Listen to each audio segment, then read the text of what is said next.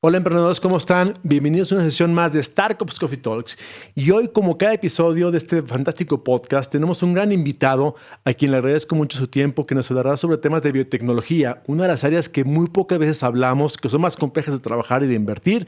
En este caso tendremos en este camino a Marcos Buchelato, quien es CEO at Saito EM Innovations desde Buenos Aires, Argentina, quien nos platicará más sobre este fantástico camino de emprendedores de biotecnología. Comenzamos.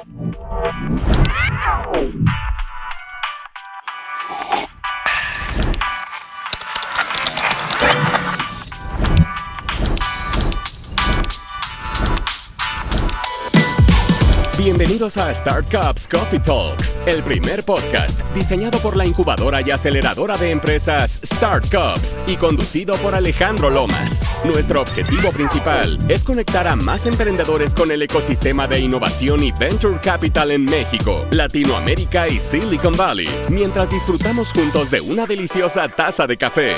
¡Comenzamos! Hola emprendedores, ¿cómo están? Bienvenidos a una sesión más de Startups Coffee Talks. Hoy, como siempre, tenemos una entrevista muy interesante de expertos ahora en lo que es biotecnología, startups, innovación, desde Argentina, en este caso Buenos Aires, como decía al inicio, el lugar del asado y el buen mate. Y hoy tenemos una entrevista interesante con Marcos Buchelato, quien es el CEO de Saito EM Innovations. Bueno, un gusto estar acá, la verdad, y recibirte. Bueno, Oye, Marcos, a ver, platícanos, ¿quién es Marcos Buchelato? ¿Cómo llegas a este fantástico mundo de la tecnología y la innovación, la biotecnología, y no solamente del asado y el mate? muy bien, muy bien. Bueno, yo tengo una larga trayectoria, no soy jovencito como otros emprendedores. Básicamente yo vengo del área de la tecnología, tuve 22 años trabajando en el área de desarrollo de software. Trabajé para corporaciones como IBM, trabajé en el desarrollo del Software Factory que tuvimos durante 15 años, donde trabajamos con equipos de varios países, y en algún momento de toda mi trayectoria profesional decidí alejarme un poco del mundo de la tecnología y de los sistemas y me aboqué sorprendentemente a las ciencias sociales, me hice antropólogo. Me convertí en antropólogo y empecé a investigar varios temas, y entre esos temas empecé a indagar cómo era el proceso de inversión en startups. Me fascinaba mucho el mundo emprendedor, entonces empecé a estudiar eso académicamente. Y en este derrotero de investigación, después de muchos años de trabajo de campo, entrevistar a inversores ángeles, a emprendedores con startups, me introduje en un programa de aceleración, el de SF500 en Argentina. Y ahí fue en primera persona. Fue un trabajo en el que yo entré y me conocí a emprendedores, a científicos que estaban buscando construir a partir de sus descubrimientos una startup. Y bueno, me fascinó.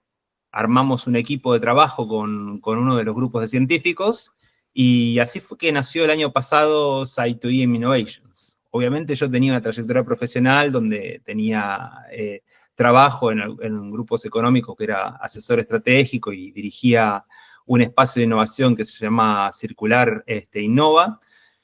Pero bueno, esto me tiró para este lado de la biotecnología. Así que estamos hace un año trabajando en Saito EM. Saito EM es una empresa que es biotecnológica y biofísica. Lo que nosotros trabajamos es con las propiedades electrofisiológicas de las células. Básicamente, como yo lo conté, trato de bajarlo, porque a veces es difícil este diálogo con los científicos que tienen todos estos descubrimientos tan sofisticados y bajarlo al plano de todos nosotros, digamos. Básicamente, lo que hacemos es encontramos una forma de hablarle a las células del cuerpo o cualquier célula de cualquier animal, ya sea una bacteria o un tejido animal de cualquier tipo, y decirle qué hacer. Por ejemplo, podemos darle la orden de que se reproduzca continuamente o de que no se reproduzca, de que abra sus canales de ingesta digamos, de sustancias, los canales de potasio y de sodio, o que los cierre. Entonces, básicamente lo que encontramos fue como la forma de programar vía inalámbrica a las células. Esto es una cosa bastante nueva, bastante sorprendente, porque hasta ahora la biotecnología se basa en la manipulación genética o en los desarrollos de químicos o sustancias químicas o biológicas que envían señales de comunicación a las células, pero no electromagnéticas. Nosotros podemos afectar a través de un campo electromagnético un conjunto de células para que hagan lo que nosotros necesitamos. Lo interesante de esto es que nosotros descubrimos que cada célula chiquitita tiene como una huella digital electromagnética que podemos detectar. Entonces, de esa manera, nosotros podemos identificar una célula de la piel como distinta a una célula de un músculo, como distinta de una célula normal, de una célula cancerígena, de una célula enferma. Y también podemos detectar cuando la célula está haciendo algo particular, como por ejemplo está liberando una sustancia, por ejemplo una bacteria que produce una sustancia, cuando está liberando una sustancia, y podemos hacer que esa célula acepte una sustancia, por ejemplo una droga o algo que queremos introducir dentro de la célula a través de estas propiedades.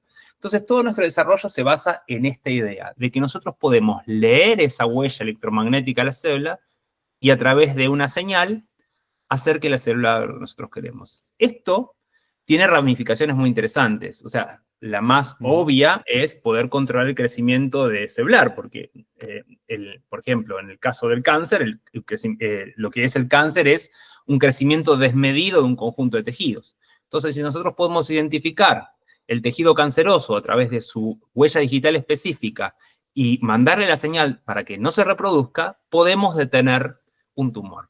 Esto, quiero aclarar, no es una idea que es absolutamente nueva e innovadora. También hay, por ejemplo, una compañía en Estados Unidos que se llama Novocure, que ya trabaja sobre esto. Lo que nosotros hemos descubierto es específicamente cómo funciona esto, ¿está bien? Cómo hacer para encontrar esta cuestión, lo que está detrás de todo esto, ¿está bien? Esto es un poco lo que hacemos. Lo que hacemos es controlar de forma inalámbrica los comportamientos celulares. Esto todo tiene un desarrollo muy, muy sofisticado.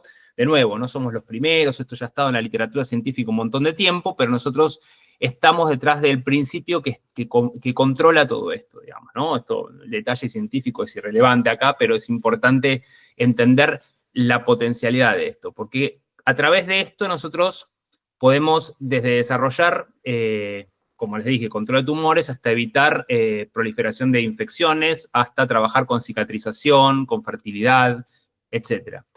Y en ese marco nosotros teníamos una idea fantástica, teníamos algo muy interesante para hacer, pero lo que toda startup necesita es un producto, ¿no? O sea, está muy bien pensarlo desde el punto de vista científico, nos encanta todas las potencialidades y nos sentamos y comemos asado y tomamos mate pensando en todas las cosas que vamos a hacer, pero lo que hace falta para tener una startup es pensar en el mercado, pensar cómo vamos a llevar esta innovación, este descubrimiento que tiene nuestro equipo científico al mercado. Y entonces hay que pensar en un producto.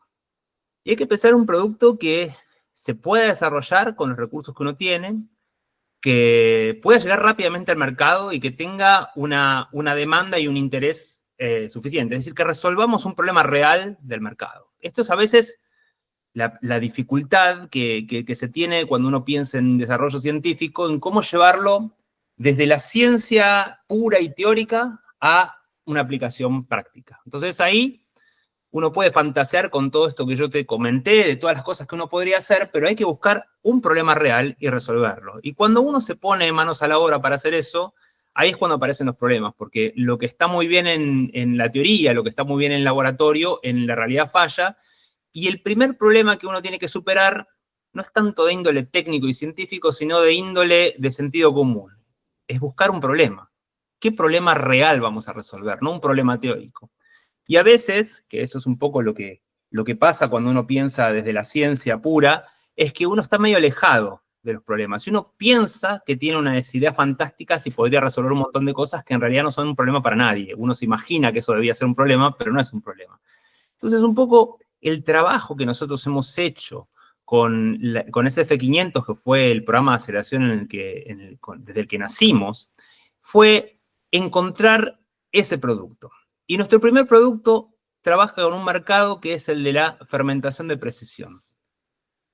La fermentación de precisión puede ser conocida más por alguna aplicación, como por ejemplo la carne cultivada, ¿no? O sea, está de moda ahora toda esta cuestión, entonces uno piensa en carne cultivada y dice, bueno, ¿cómo se fabrica esta carne cultivada? Bueno, se cultiva en estos bioreactores donde uno pone un conjunto de células y produce la carne que no sale de un animal, sino que sale de estos dispositivos de laboratorio o de industria productiva, ¿no?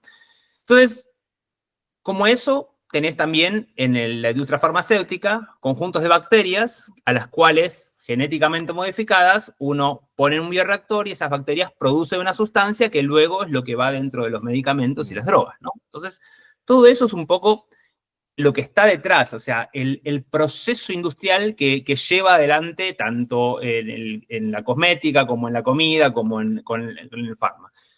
Pero este proceso tiene un problema. El problema es que es difícil hacerlo eficiente y escalarlo. Y nosotros, al encontrar este principio detrás de esto, este principio electromagnético con el que nosotros trabajamos, se nos ocurrió, ¿qué tal si nosotros hacemos un dispositivo que podemos agregarle a cualquier bioreactor, a cualquier fermentador, para hacer su trabajo más eficiente? Para que produzca más biomasa, es decir, más cantidad de células, que produzcan más una sustancia o que produzcan más carne, que sea lo más productivo, a través de un proceso que no se meta dentro del frasco, ¿no? Que no se meta dentro de la sustancia y que no la manipule. ¿Y por qué eso es importante? Porque cuando uno lanza un producto al mercado, como un medicamento o carne cultivada, o cualquier cosa que tiene que ser consumida por un ser humano, hay todo un proceso regulatorio importantísimo. Entonces, si nosotros nos metemos y agregamos sustancias dentro del proceso, lo que estamos haciendo es alterando de una manera que requiere nuevas certificaciones todo este proceso industrial. Y cuando uno le plantea esto a alguien que ya tiene una industria montada sobre esto, te dice, yo no voy a rever todo mi proceso que tardó años y millones de dólares de inversión para modificarlo porque vos tenés ahora una sustancia mágica que hace algo, porque yo ya estoy trabajando. ¿Saben? Entonces, la gracia de nuestro producto es que permite afectar ese proceso de una forma completamente externa, sin meternos dentro del recipiente. Entonces, el desafío nuestro es garantizar que eso no afecta de ninguna manera, sino que lo que hacemos es desencadenar un proceso natural que se da en la célula. Es decir, nosotros no estamos modificando genéticamente, trabajando sobre algún producto que afecta cómo funciona la célula, sino que simplemente estamos induciendo un proceso natural a demanda en la célula. Entonces, esto es lo que nosotros estamos desarrollando en este momento. Un fermentador, en realidad un complemento para los fermentadores o bioreactores, que permite a la industria mejorar sus procesos industriales sin mayores inversiones de infraestructura nuevas. Es decir, no tienen que invertir millones de dólares para esto. ¿Ven? ¿Se entiende un poco la idea detrás de lo que hacemos? Wow. Pues creo que me dejaste con la boca abierta, Marcos, en esto todo que me platicas, y tengo miles de preguntas que te quiero hacer. Muchas de ellas tienen que ver, me salía el tema sobre todo esto que se hace en biotecnología, suena muy complejo y no todo el mundo lo entiende o entendemos, y entra en un marco regulatorio que decir hasta dónde es legal o ético hacerlo. Ahorita me acabas de dar una respuesta rápida, incluso, oye, no nos metemos con la modificación de lo que existe, sino aceleramos el proceso de una forma más eficiente. Suena interesante, pero no sabemos hasta dónde puede ser ético legal, a menos de mi persona, y que realmente esto que se hace no cambia la composición natural de un producto alimenticio. Tú me puedes decir cómo funciona, que no entendemos hasta esta parte interesante. Y eso me lleva a otra cuestión que ahorita te quiero hacer pregunta sobre, por esa razón yo veo, tengo muchos años en el tema de Venture Capital en México y Estados Unidos, y biotecnología es una de las áreas donde no cualquiera entra a invertir, no porque no es interesante, porque no se entiende todo lo que tiene que saber para el crecimiento. Hablamos de industria, ahorita me dijiste un tema importante, es, pues bueno, esto que estamos haciendo por incluso hasta ayudar al tema de salvar el tema del cáncer. Sin embargo, nosotros cambiamos otra cosa y vimos cómo lo podemos hacer producto. Es otra cuestión. He trabajado con muchos científicos en la aceleradora y he visto que son expertos en la ciencia, pero al momento de llevarlo al negocio se vuelve muy, muy complejo. Uno, hacerlo producto. Dos, que el científico se vuelva un empresario, que es algo que a veces no sé por qué no es compatible, seguramente por cómo pensamos de una forma muy diferente. Y tercera, hacer que esto que estamos haciendo lo entienda un tercero, ya sea cliente o inversionista o consumidor, para que pueda hacer sinergia. ¿Cuál ha sido tu trayectoria para estos temas de estas barreras que te he platicado, que yo he visto en mi profesión respecto a biotecnología? Bueno, es una pregunta, es la pregunta, ¿no? Bueno, mira, yo te cuento, hay una cosa que tiene que ver con mi trayectoria, que es esto que te contaba, que yo dejo un poco la tecnología y me dedico a las ciencias sociales, en particular yo soy antropólogo, y el antropólogo tiene algo que es aquel que está entre medio de todos los mundos, ¿no? Es aquel que se mete en un mundo, trata de entender cómo el nativo entiende ese mundo y trata de alguna manera interpretarlo desde la perspectiva de donde viene. Y esa característica del trabajo antropológico es lo que me ha facilitado un montón mediar entre el mundo de los científicos, que por un lado entienden cosas muy sofisticadas y que para cuando hablas con ellos dan por obvio todo lo que te dicen, porque ellos te hablan y te dicen, no, pero ¿cómo no entendiste? ¿Qué es lo que faltó acá? Y uno lo mira y le diciendo, perdóname, el citoquién, citoesqueleto, citoqué cuánto, y bueno, uno como ya se ha acostumbrado profesionalmente a trabajar así, a tratar de descifrar qué significan las cosas para el otro, permite interpretar de ese lado. Y al otro lado, yo vengo de todo un mundo de negocios, de corporaciones, trabajé para corporaciones como IBM, bancos, etcétera, y el lenguaje es otro. El lenguaje es otro, el entendimiento es otro y los tiempos son otros. Mientras que el científico dice, bueno, voy a poner y voy a hacer este plan de experimentación, vos del otro lado decís, este plan de negocios, ¿cuándo está terminado? ¿Cuándo sale el producto? ¿Cuál es el revenue que va a tener?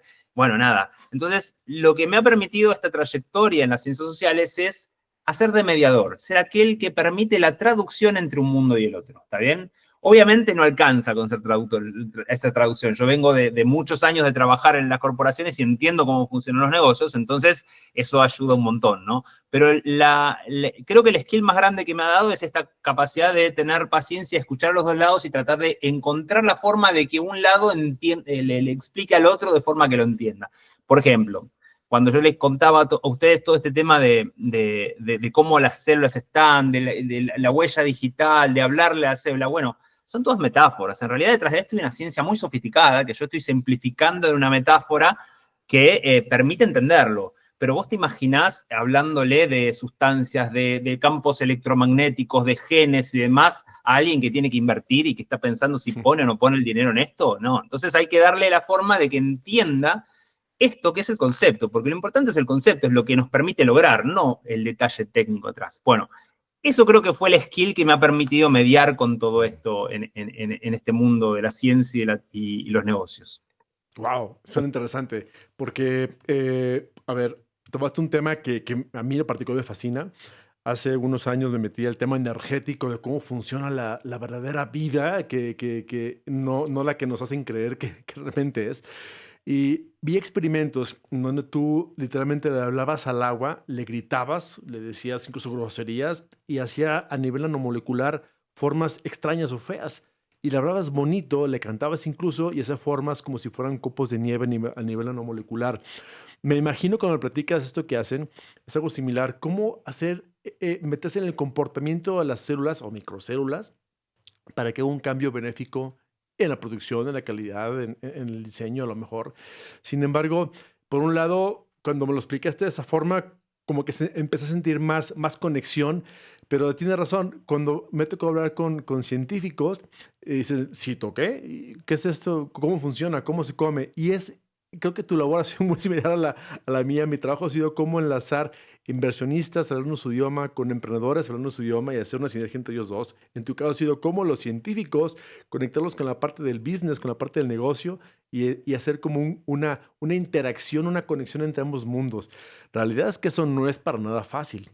Y me gustaría aquí preguntar, Marcos, bueno, uno, ya veo cómo lo estás haciendo. Dos, ¿tiene relación esto que te platico del agua con lo que hacen actualmente, de esas fuentes de energía? ¿O cómo es? Básicamente, sí, digamos, tendría que conocer un poco el detalle de todo esto del agua que vos decís, pero si yo tomo lo que vos me contás, básicamente lo que nosotros estamos tratando de encontrar es una forma distinta de entender cómo funciona una célula. Hasta ahora, cuando uno escucha biotecnología, habla de edición genética, de modificar la célula.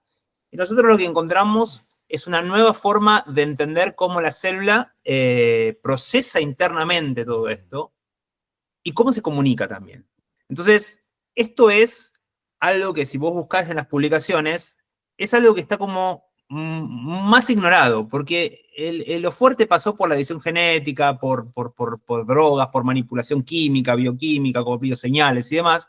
Y acá lo que hay es todo un campo que está entre la frontera de la física y la biología. Y ese estar en la frontera entre dos disciplinas hace a veces que las cosas no, digamos, no fluyan, ¿no? Porque necesitas a alguien que entienda de la física compleja y entienda de la biología, y por lo general son dos campos que están trabajando cada uno en su lado. Bueno, la gracia del equipo científico que llevó adelante esto es que estaban con un pie en cada lugar, entonces entendían de la física, de lo que estaban viendo de ahí, y de la biología. Entonces, de alguna manera, podían ver algo que otros, con más sapiencia e incluso más recursos, no veían. Pero ese es el lugar de esa capacidad de tener una perspectiva distinta. Y también, que tiene que ver con esto que decís vos del agua, es la curiosidad de querer ver un fenómeno de otra forma, no como lo ve la ciencia normalmente. Es decir, hay ciertas cosas de las que uno está acostumbrado que estereotípicamente se habla, ¿no? Que son así, y uno no duda en la ciencia de cómo son, porque así se fue enseñado, y así vamos a repetirlo, y vamos a trabajar, y vamos a descubrir muchas cosas interesantes pensando así, pero a veces, corriéndose un poquito, y viendo el fenómeno desde un lugar distinto, uno puede percibirlo de otra manera e investigarlo de otra manera. Esto no quiere decir que uno encontró una propiedad que no estaba antes y que toda la ciencia había ignorado. Lo que quiere decir es que empieza a mirar las cosas de una forma tal que encuentra y descubre nuevos fenómenos que antes estaban siendo ignorados o pasaban por abajo del radar y no eran detectados.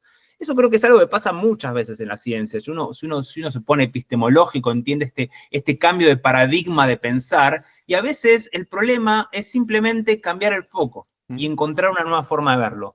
Yo creo que lo más interesante de Horacio Cantielo y Rocío Cantero, que son mis socios científicos, que son realmente los genios detrás de esto, es haber encontrado esa capacidad de ver las cosas desde otra perspectiva y haber tenido el valor de hacerlo, ¿no? Porque hay que tener el valor de sentarse a estudiar algo que nadie estudia, que nadie ve, y presentar los resultados y defenderlos, ¿no? Y tener éxito, ¿no? Todo eso es muy valioso, digamos. Y creo que ahí sí es donde realmente entra la innovación.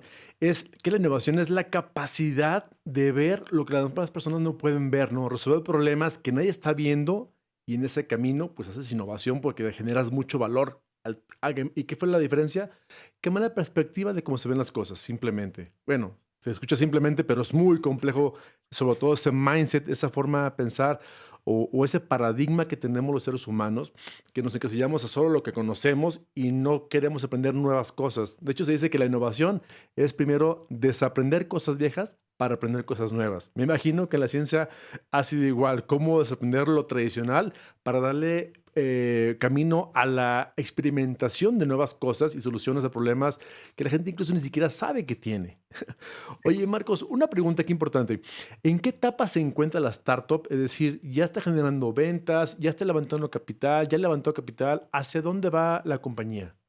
Bueno, nosotros empezamos a mediados del año pasado recién, estamos muy, muy tempranito. En lo que tiene que ver con la ciencia, recién despegamos del laboratorio para empezar a construir un producto, o sea que estamos en la etapa digamos, de un prototipo temprano para lograr nuestro producto final. Para que te des una idea, el paper detrás de todo esto es de abril del 2024, el paper que explica la ciencia de todo esto. O sea que estamos trabajando sobre algo que es frontera de la ciencia, digamos, en este sentido.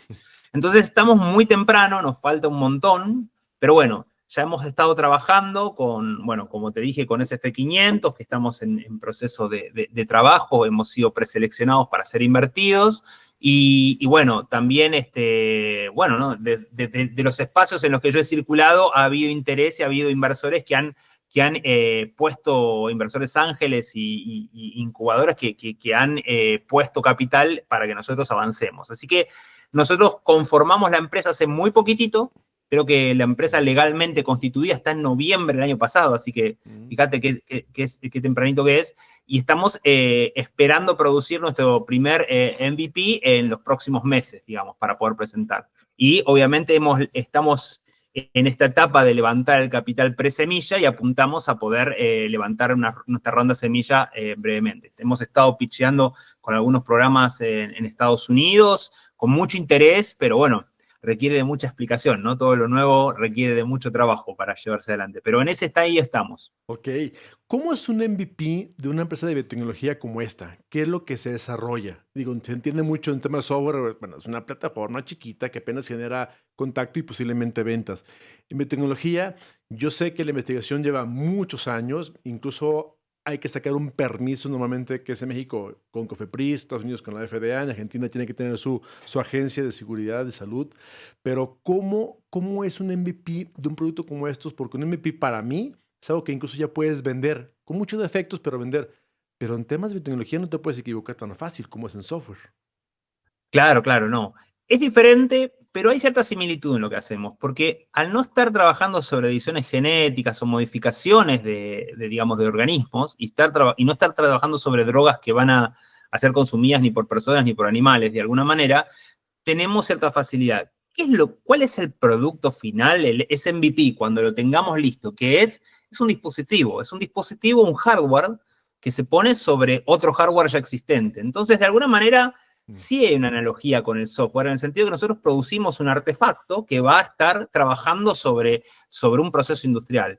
El éxito nuestro viene en que ese artefacto produzca el resultado que dice que produce. Y como estamos trabajando en la bioreacción, y lo que uno puede poner dentro de un bioreactor puede ser, sí, una bacteria que genera un insumo que va para un medicamento, o comida, pero también puede poner generación de biocombustibles, o sea, uno lo puede aplicar a ese campo. Entonces, la regulación va a venir por el campo en el que se aplique el proceso de los bioreactores, ¿no? Entonces, ahí es donde está la plasticidad de la elección, ¿no? De la elección de producto. Nosotros podemos trabajar en el desarrollo de un producto que va a ser aplicado en diferentes campos y que regulatoriamente va a tener caminos más o menos cortos y puede ir todos por el mismo lugar, ¿no? O sea, no tenemos que elegir uno solamente, podemos trabajar en todos ellos. Pero el MVP es un producto, un artefacto, algún dispositivo que se conecta y hace algo, digamos. O sea que en ese sentido sí es parecido al software, digamos. Entonces, en realidad estás en la industria del hardware, que va a ser un tema de biotecnología aplicada. Sin embargo, seguimos trabajando ahorita en un hardware que se va a colocar a otro hardware y esto va a ser unas conexiones para este análisis que me estás comentando. Exactamente. ¿Has tenido algún problema? Porque, bueno, yo voy en el tema del hardware.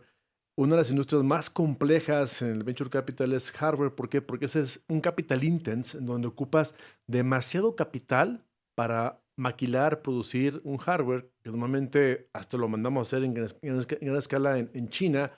Y ahora con el tema que estamos viviendo con Trump, los aranceles, la imposición ante China, la guerra comercial, se vuelve más complejo incluso que un fondo diga, quiero invertir porque me voy a meter en darles problemas. ¿Cómo estás viendo actualmente esta industria?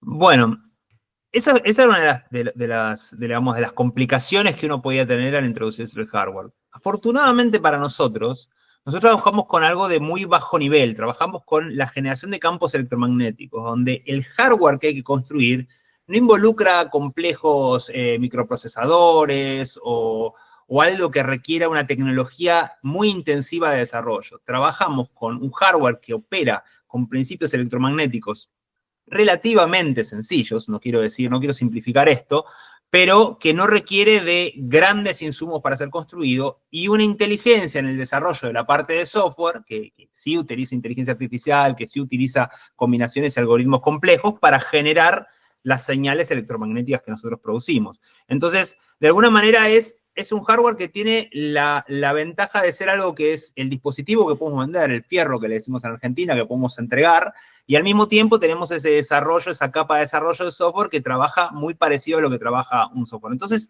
toda esta cuestión de los costos de producción, sí, obviamente, no te voy a negar que afecta todo este tema regulatorio y todo este conflicto comercial, pero nosotros tenemos la virtud de que al no requerir de una tecnología tan intensiva y tan específica como los microprocesadores, podemos trabajar con cierta soltura del lugar donde vamos a producir nuestros dispositivos, digamos. Sí, podría producirse en cualquier lugar de Latinoamérica tranquilamente. Me imagino que este hardware se conectará a un software también propio, ¿no? Sí. Básicamente, como yo te comentaba, hay una característica que encontramos y es que las células tienen características muy específicas de cada una. Entonces, cada bioproceso que uno quiere realizar requiere de un tipo de señal que queremos trabajar con el producto. Entonces, cada proceso industrial va a tener su conjunto de señales que va a utilizar. Y ahí es donde viene parte de nuestro modelo de negocios, ¿no? Nuestro modelo de negocio es hardware por un lado y software as a service por otro lado, porque nosotros vendemos este conjunto de señales específicas para un proceso industrial determinado que tenga la empresa. Entonces, el mismo hardware, a través de una update de software, digámoslo así, puede trabajar sobre otro proceso industrial distinto. Entonces, complementamos un poco lo que es el desarrollo de un hardware relativamente sencillo con un modelo de software as a service que nos permite trabajar en tener clientes que nos den un revenue continuo, digamos. Qué interesante. Y aquí, digamos, entiendo todo el proceso que has pasado. ¿Cuál ha sido el reto mayor que ha transcurrido en la empresa desde que se inició? Que, bueno, como comentas, tiene poco tiempo. Sin embargo, los investigadores, me imagino que tienen años en estos temas y que ahora, tal vez con tu apoyo, lograron hacer una compañía para formar un producto, que llegaron primero a un MVP, ya están en la etapa de levantar capital y están participando por algunas aceleradoras. Sin embargo, ¿cuál ha sido el mayor reto que se han enfrentado ustedes en esta industria en la actualidad? Porque también sabemos que en Latinoamérica no somos los mejores lugares como para encontrar capital abundante ni gente que quiera invertir en startups. Ya los hay, pero no es Silicon Valley. ¿Cuál ha sido tu mayor problema que has sentido el día de hoy? Bueno, no fue uno solo, digamos, pero hay dos problemas que creo que nos han afectado fuertemente. Uno que creo que no es solo de Argentina, que es esta distancia que vos hablaste de la ciencia con el mundo, digamos, ¿no? Hay una desconfianza de ambos lados, ¿no? De académicos y de los negocios. Por un lado, para entender lo que dicen y por otro lado, para sentir que les están robando, porque hay esa desconfianza, ¿no? Los académicos piensan que el mundo del capital a veces está ahí para depredarlos. Y entonces, ese diálogo fue lo primero, que también se complica un poquito más en el contexto latinoamericano, porque la ciencia, si bien, por ejemplo, en Argentina tiene un desarrollo muy grande, también está sufriendo parte de lo que son los procesos macroeconómicos del país. Entonces, tenemos severas restricciones para ese trabajo. Eso por un lado. Y para el otro lado, hay una cosa que nos pasó, por lo menos en el entorno local, y es que hablar de bioingeniería, de biofísica, de biotecnología, con inversores, a veces es difícil, porque los inversores están esperando hacer la inversión en el próximo unicornio de software y piensan en términos de cuántos meses para el retorno, cuántos meses para la próxima ronda, y nosotros estamos hablando en términos de por mínimo 1 año, 2 años. Entonces, hay una instancia temporal que el inversor no ve y hay una formación de los inversores que todavía, por lo menos donde estamos nosotros, el riesgo en el mundo biotecnológico de la biofísica y la bioingeniería les es un poquito lejano. Hay un trabajo muy fuerte de un conjunto de aceleradoras que están evangelizando, aparte de llevando adelante proyectos, para que los inversores sean más sofisticados, pero por lo general hay ese problema, ¿no? Hay pocos inversores que están, como vos dijiste, con las orejas paradas para este tipo de proyectos, y eso nos costó un montón. Sí, sin duda. Incluso aquí me recuerda un tema importante que, híjole, a veces queremos todo medirlo con rentabilidad en los negocios. Si mi capital, cuánto me va a dar de retorno, en cuánto tiempo, y todos son financieros. En realidad, proyectos que no puedes medir solamente financieramente. Es decir, este caso de biotecnología, así como también lo he visto en ACTE, que tenemos proyectos que dices, oye, bueno, es que es importante tener agroecología en los países para crear productos más sanos, más limpios y lleva más tiempo de recuperación, no es tan rápido. En el caso de ciencia pasa lo mismo. Hablo de los años de investigación que se ocupan y eso pues es una pérdida inicial aparte que ocupas tiempo y recuerdo una práctica que me decía un científico que se ocupaba para sacar un permiso, en este caso COFEPRIS o la FDA, se ocupaba al menos 1 millón de personas de contacto para ser científicamente viable y que te pueden dar un permiso inicial, ¿no? Ahora, llegar a tener 1 millón de usuarios no es cosa fácil. Se utiliza a veces mucho el término de farmacéutica en productos como estos, pero no es igual. Entonces, como inversionista dices, ok, suena interesante la inversión, voy a recuperar más lento y cuando vales otros proyectos que son más rápidos financieramente hablando, pero no tan importantes como este, entra ahí la parte ética donde tenemos que medir no todo con dinero, sino también con impacto social, humano, energético, que el mundo lo ocupa sí o sí. Es como decir, vamos a tener que acelerar el proceso de captación de luz solar para energía, almacenamiento de energía y ya no consumir petróleo, porque es más negocio el petróleo, lo sabemos ahorita, pero es más importante tener una solución a temas energéticos de futuro, al igual alimenticios, al igual temas sociales. Y tú como antropólogo también lo sabes, que la vida humana pues es lo que más vale, más que el dinero, pero a veces no queremos entenderlo como capitales y tenemos que solucionar temas de, a ver, comunidad, ¿qué nos hace falta? Y el gobierno está hecho para eso, para que nos apoyara a proyectos que tal vez no son tan rentables para el capital, pero el capital se debe tener que obligar a parte de su inversión a hacerlo en proyectos como estos. Me imagino que esos problemas te has enfrentado. ¿Y tú cómo lo ves al día de hoy? ¿Hay solución? ¿Hay oportunidad? ¿Es complicado? Es complicado, pero hay dos cosas que son interesantes. En primer lugar, hay algo que vos dijiste que es muy interesante, es que uno habla bueno, de la ciencia y del capital, pero hay un actor que acabas de mencionar que es muy importante, que es el gobierno, ¿no? Es lo que se llama el triángulo de Sábato, ¿no? La relación entre gobierno, digamos, mercado, industria y la ciencia y la academia, ¿no? Ese es un triángulo que tiene que funcionar virtuosamente, que se tiene que apoyar recíprocamente. El gobierno tiene un rol en esto, no existe que no figure, porque es aquel que genera las condiciones de posibilidad para que se den todas estas cuestiones. Entonces, cuando uno piensa en el gobierno, tiene que ser aquellas decisiones que tome para que pueda darse el diálogo entre la academia y la ciencia y la industria, ¿no? Y que haya canales de interacción. Y todo eso el gobierno tiene mucho que ver. Pero por otro lado, y si bien es cierto, y esto presiona fuertemente, sobre todo en Latinoamérica, por lo menos en Argentina, el tema de esta cuestión de la rentabilidad. Hay algo que yo noté y que noté antes de meterme en el mundo como emprendedor directamente, sino cuando estaba haciendo mi estudio académico sobre el proceso de inversión en startups, y es que muchos inversores no piensan solamente con la rentabilidad. Tienen en lo que están invirtiendo su proyecto de vida. Están buscando proyectos que reflejen sus valores y sus intenciones y cómo quieren ver el mundo. Y aunque no son ingenuos y se dan cuenta de que su dinero no va a cambiar completamente al mundo, hacen lo que tienen que hacer en ese sentido. Hay una intencionalidad, hay un futuro imaginado por parte del inversor que quiere participar de eso y construir eso, hacer realidad ese futuro. Y yo creo que eso también está para tener en cuenta, porque cuando uno se sienta con algunos inversores, realmente te han dado audiencia no por la rentabilidad de lo que les prometías, porque nada, comparado con otros proyectos, no somos el más atractivo para eso, somos difíciles, en algo complicado, y se siente y te recibe y te escucha porque le interesa eso diferente, eso que va a hacer al mundo diferente, y creo que eso es importante tenerlo en cuenta, porque los inversores no son simplemente máquinas de calcular, hay algo de ellos que ponen en esa inversión, y me parece interesante eso valorarlo, por lo menos en esas etapas tan iniciales de la compañía, que uno habla con un inversor ángel, con una incubadora, con una aceleradora, donde uno ve eso. Wow, Así que bueno. totalmente. Y estoy contigo de la mano porque, por otro lado, mi trabajo consiste en capacitar a inversionistas ángeles en cómo invertir en startups. Y uno de los puntos que siempre vemos es esa parte. No solo tienes que ver la rentabilidad, sino también ver cómo generas impacto social, económico, ambiental en esas inversiones. Por eso se llaman inversiones de impacto como tal, ¿no? Es Claro. high impact. Y bueno, sin duda, ese triángulo que comentas de gobierno, academia, capital privado, emprendedores, tiene que ser de la mano porque como comunidad, como planeta, tenemos que pensar primero en qué nos beneficia a todos, no solamente a mí, ¿no?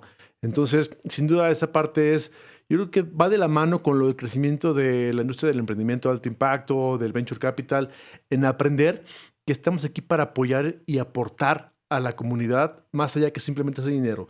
¿Que hay dinero? Por supuesto, hay negocio y seguirá habiendo, pero hay que poner primero antemano de entrada la ética, sí, la moral, sí, el beneficio mutuo o colectivo y paralelamente, si hacemos bien las cosas, el dinero viene de la mano, sin duda alguna. Wow, Marcos, creo que esto da para muchas otras pláticas que nos podemos trabajar. Marcos, ¿hacia dónde va la compañía? ¿Cuál es el objetivo de la compañía en los siguientes 5 años, por ejemplo?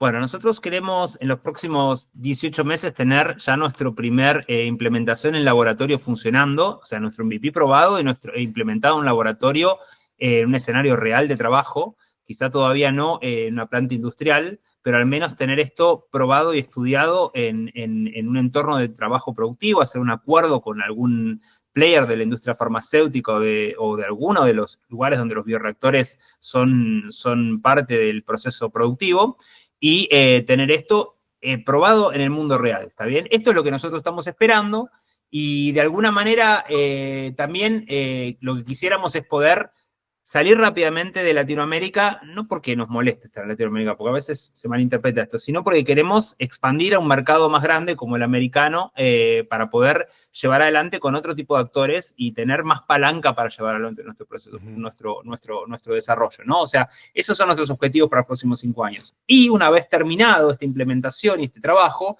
nuestro objetivo es trabajar sobre los otros puntos que te comentaba de interés, ¿no? Sobre la terapéutica, la medicina de precisión, que requieren investigaciones mucho más largas y procesos regulatorios mucho más largas, pero bueno, no es lo mismo empezar de cero con eso que habiendo partido del éxito de haber implementado un producto donde los principios científicos detrás de ello funcionaron y producieron efecto real en la producción, ¿no?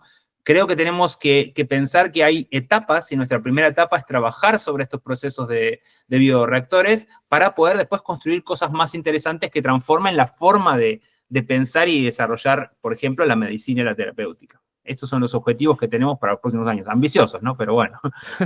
Bueno, es que alguien me comentó que hay que apostar a las estrellas para quedar en la luna, al menos, ¿no? Entonces siempre hay que empezar en grande, pero arrancar en pequeño. Y sin duda, creo que es una solución o una perspectiva diferente de ver las cosas, como comentamos esta plática en Startups Coffee Talks contigo. Marcos, antes de terminar la entrevista, me gustaría, por favor, que nos dieras un par de recomendaciones para emprendedores que nos están viendo, que están pasando por lo mismo que tú o que van a pasar en el futuro próximo con sus proyectos de biotecnología startup y que dicen, caray, ¿deberé enfocarme en el emprendimiento que tengo o de plano me doy y giro y me contrato en otra compañía de investigador? ¿Cuál es ese reto que tú le propondrías que hiciera para bien y que siguiera avanzando en su proyecto? Para emprender hay que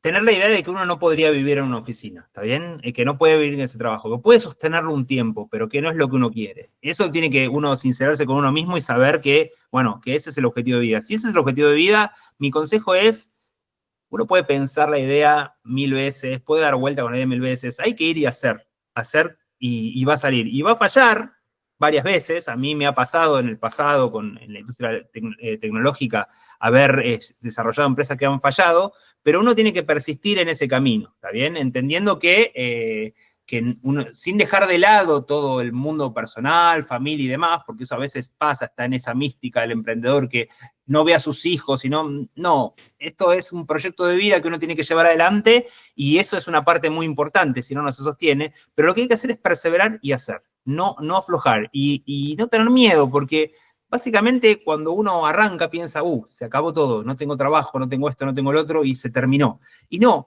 cuando uno empieza y persevera, los caminos se van abriendo. Al principio uno no los ve todo como estar en la niebla, pero en algún momento si uno sigue caminando encuentra el rumbo y puede acomodarse e ir llevando y empujando el carro para que llegue al destino que uno quiere. Ese es mi consejo, digamos. Perseverancia y hacer.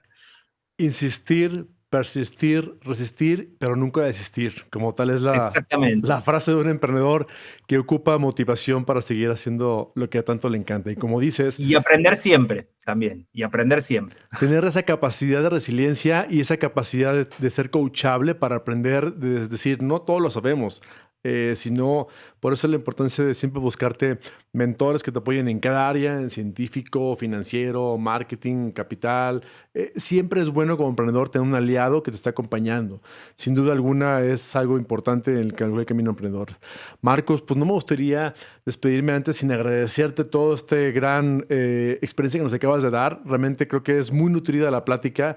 Tiene mucha información, mucha carnita, como decimos en México, para compartir y que la gente diga, wow, sí se puede y ese es el camino. Y así le ha ido, en este caso, a Saito IM Innovations con el tema de biotecnología, su proyecto startup. Fácil no es. Si quieres el camino fácil, búscate un trabajo que cada quincena tengas un sueldo. Pero si quieres un camino interesante, retador y con más carnita, en este caso, con más justificación y con más virtud de haberte ganado, es emprender. El emprendimiento tiene un área muy agradable, muy bonita. También tiene su lado oscuro, no es nada fácil, pero no es para todos también. Sin embargo, si estás dispuesto a emprender, el camino es este. Y aquí se nos muestra con el tema de Marcos Buchelato, quien agradezco su tiempo y esfuerzo. Y me gustaría despedirme, que nos des un último comentario a nuestro público que nos escucha actualmente, Marcos. Bueno, igual ha sido un placer estar en esta conversación, no, se me ha pasado el tiempo volando. Y no, esto mismo, ¿no? O sea, emprender, aprender y perseverar. Es eso lo que les recomiendo a todos y encontrar en eso un camino de vida, no otra cosa. Digamos, es eso, es construirse a sí mismo en este camino. Bueno, fantástico. Marcos, pues tienes un amigo en México. Startup estamos para apoyar también cuando llegues a México o tengas ganas de iniciar tu camino en México. Bienvenido. Somos el camino también a ocupar si lo ocupas, si lo necesitas y que estamos disponibles. Al igual que muchos otros emprendedores que nos escuchan, que nos ven, les agradezco el tiempo por estar aquí. Gracias por escucharnos en Startups Coffee Talks. Escucharnos o vernos si estás en YouTube. Y no te olvides de darnos un like, compartir esta información con más gente que crees que le puede interesar, ocupar estos tips que Marcos nos acaba de regalar en este momento. Una mentoría gratuita de más de 45 minutos en donde estamos totalmente agradecidos. Marcos, muchas gracias por tu tiempo. Y nos vemos en la siguiente edición. Creo que vamos a tener otra plática contigo para seguir platicando más sobre biotecnología y ver cómo te fue en los meses venideros, que espero y te aseguro que te va a ir muy bien en los siguientes. Emprendedores, muchas gracias. Nos vemos en la siguiente edición de Startups Coffee Talks. Hasta la vista y muchas gracias.